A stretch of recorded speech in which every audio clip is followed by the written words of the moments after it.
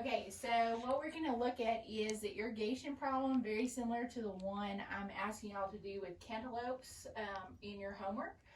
So the first thing that you want to look at is this question. So make sure you don't forget to answer it, because a lot of times people just get bogged down in the math. So think about how you would save irrigation water. So anything that will slow down evaporation, anything that will keep the soil cool, anything that will basically help water get into the soil is what you're going to be thinking about to answer this first question. But I wanted to walk through the math with y'all on this, basically the second part of this problem.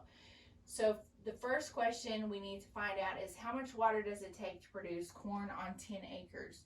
So the first thing that you need to figure out is, how much water does it take to grow an acre of corn?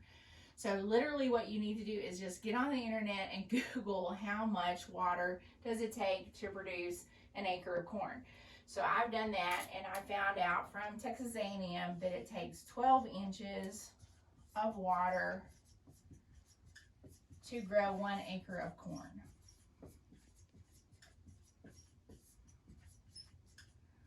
Okay, so we need a total of 12 acres.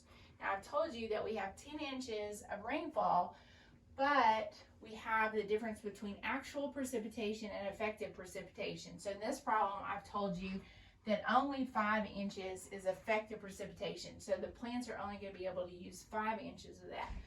So we're going to take our 12 inches total, and then we're going to say minus our 5 inches that's coming from rain, and that leaves us a 7-inch deficit. So we're going to have to supply that 7 inches from irrigation water. So I've asked you to report that in gallons, because you know an inch is kind of hard to think about. So these are what we think of as acre inches. So this is a measure of water volume, and 1 acre inch, you can Google this or use a converter as well, is 27,154 gallons. So for each of these acre inches, we're going to have that many gallons.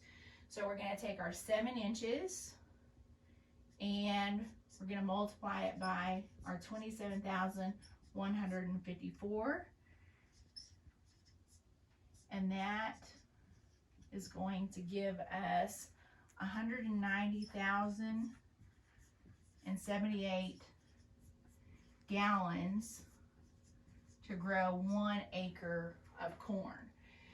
Now I've asked you to grow 10 acres, so now we need to take our 190,078 gallons per acre, multiply that by 10 acres, and so that's going to give us 1,900,780 gallons of water that we're going to have to pump to grow our 10 acres of corn.